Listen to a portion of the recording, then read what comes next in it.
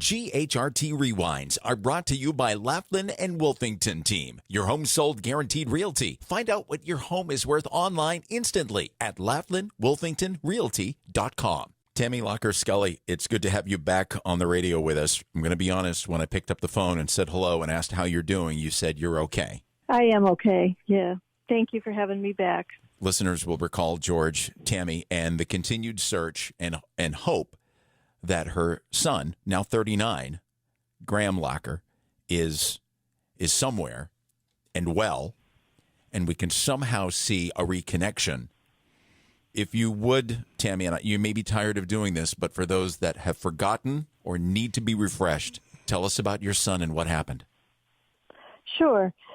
My son, Graham Lacher, is diagnosed both autistic and schizophrenic.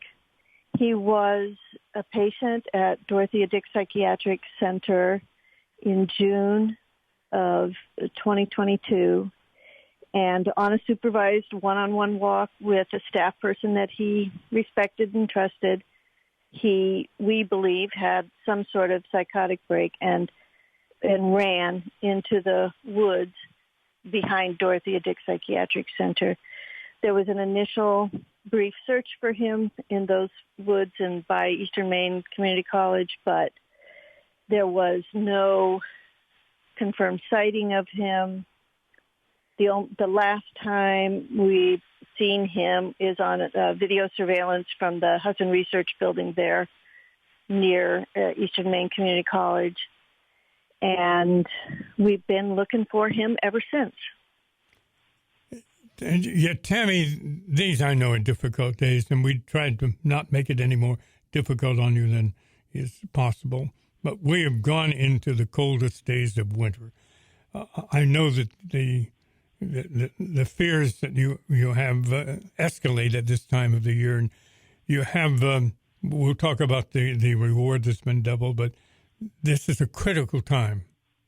It sure is. You know, if Graham has survived, he managed somehow to do that through last winter's coldest nights. So, you know, I think you guys remember we had one where the chill factor was 65 below. So he had to have found some sort of shelter and some sort of help. We, in the course of this search, realized how easy it would be to overlook someone who is homeless and seeking services here and there. We really do believe he's been seen. We find it completely believable that he's not been recognized and reported to anyone as a missing, at-risk, vulnerable adult. So our hopes ride on that and the fact that, you know, no remains have been found. There have been a couple of times we've been, you know, asked if the remains found in Brewer or Ellsworth were those of my son, and both times they've been identified as other people.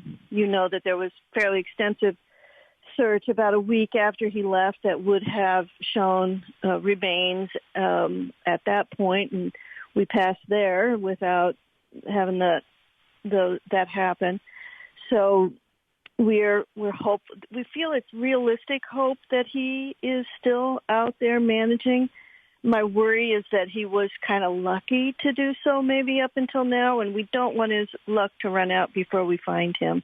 And I just heard Rick say the temperature tonight is going to be 10 degrees. So, yeah, we feel an extra urgency. We really wanted to find him during the warmer months, and now we're very much, you know, feel like we're up against the clock. You can see more on the Facebook page, Missing Graham Lacher, GrahamLacher,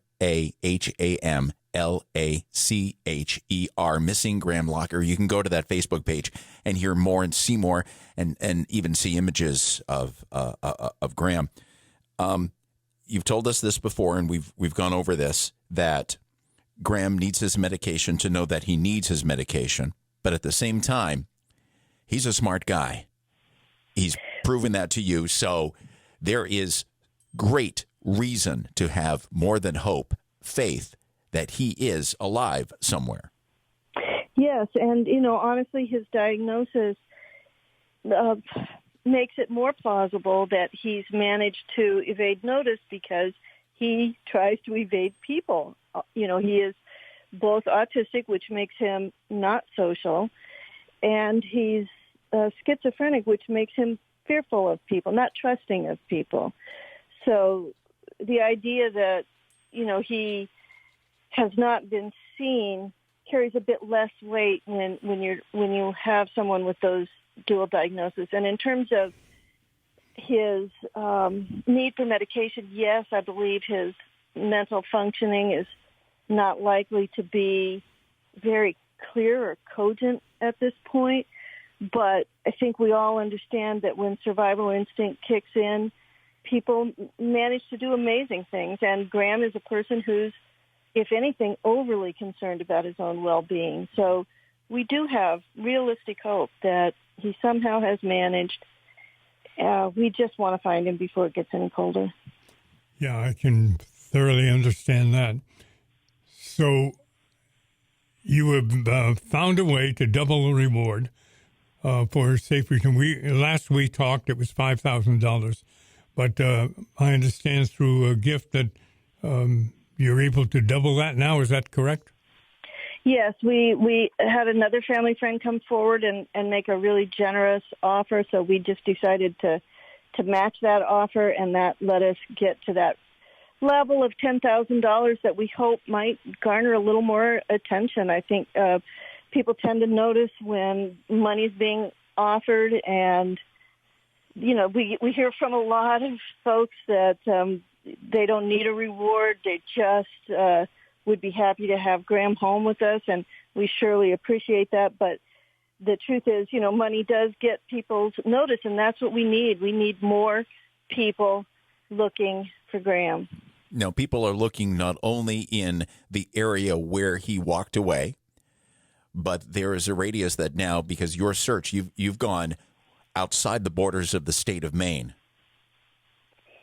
We've gone anywhere we thought was possible that we could. We did spend a week in the Boston area because Graham had been to that city a few times. His stepdad is from there. We visited fairly often with him when he was younger. So there was some familiarity there. We looked at the big encampment down there called Mass and Cass. We went into Portsmouth, checked the shelter there, spoke with law enforcement. And then there are several spots in the state where we have volunteers who are just going a little extra by checking typical spots that you would look for a homeless person and then reporting to me every week, sometimes every other day, what they've encountered. We have one person who's letting me know when she doesn't find someone. It just makes us feel like we do have a core group of people who are really dedicated to this, including Brandy St. Louis from VZ, who keeps a really close eye on the area from Orono to Bangor to VZ to Ellsworth, Bucksport, that whole area for us. And then we go everywhere we can, and usually that's driven by someone telling us they think they've seen him somewhere. So we'll go to that area and we'll connect with police and any kind of social services that we can in that area. So we do, it makes it hard because we're looking everywhere because we haven't had a confirmed sighting anywhere, but we are boosted by that support from key people who keep looking. And I do know there are many other people looking and praying, and we're very thankful for all of that. If they think they see him, I think the best thing is to call 911 because whatever dispatch you reach will route the police agency, most available to respond to the call.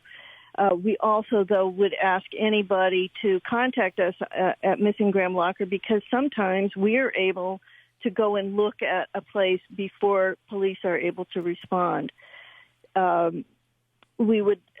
It's so important if any kind of photograph or video can be taken because even if the person you think is Graham is walking away from you, if you can videotape that, I could very likely recognize his gait. He has a distinctive gait. So those are the steps to take. Take a picture, take a video, contact me through Missing Graham Lacher Facebook page. call 911. What else can we do to help, Tammy? Spread the word, and I know you guys have been great about that. This is the thing. We really feel we're up against a wall, because when we go out and search, and the people who are searching on our behalf, what we encounter over and over and over again are people who not at all aware that Graham is missing.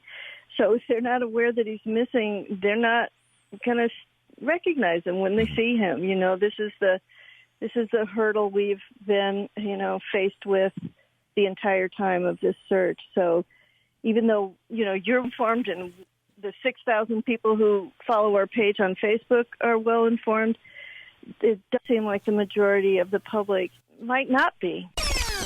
GHRT Rewinds are brought to you by Laughlin and Wolfington Team. Your home sold guaranteed realty. Find out what your home is worth online instantly at LaughlinWolfingtonRealty.com.